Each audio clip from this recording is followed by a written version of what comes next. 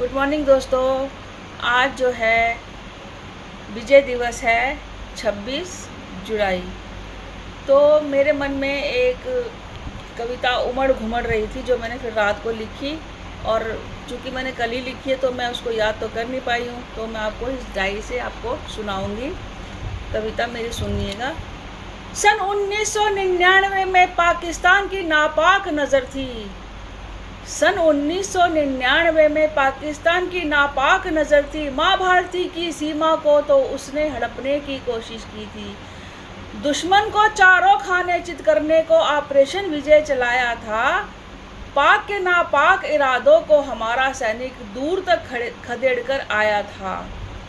दे अपने अदम्य साहस का परिचय उसने चोटी पर तिरंगा फहराया था। अपने प्राणों की दी आहुति वो सैनिक शहीद कहलाया था। युद्ध जीत कर सेना ने भारत का मान बढ़ाया था। सीने पे चढ़ दुश्मन के अपना परचम लहराया था।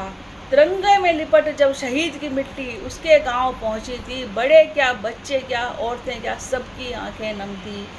पर माँ पिता और पत्नी की आंखों पर उसकी शहादत देख दंग थी, क्योंकि तिरंगा उसने ऊंचा उठाने की अपने मन में ठानी थी।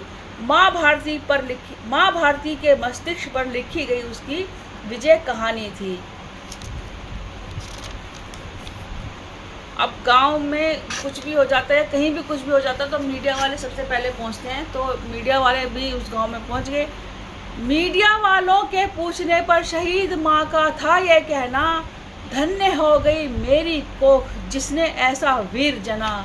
नहीं रोऊंगी उसकी शहादत पर, नहीं तो उसकी आत्मा धिक्कारेगी। तू ही तो माँ हमें देश प्रेम की राह दिखाई। तूने ही तो माँ हमें देश प्रेम की राह दिखाई। तू अगर रोई तो हर माँ कैसे अपने बेटे को देश सेवा के लिए पहुँचाएगी। तो ये मैंने कविता लिखी थी और मैंने कोशिश की है, मैं लिखती भी हूँ पर बहुत ज़्यादा नहीं लिखती हूँ, इसीलिए शब्द मेरे को पकड़ में कम आते हैं। तो जब धीरे धीरे लिखती जाऊँगी तो शब्द ही पकड़ में आ जाएंगे।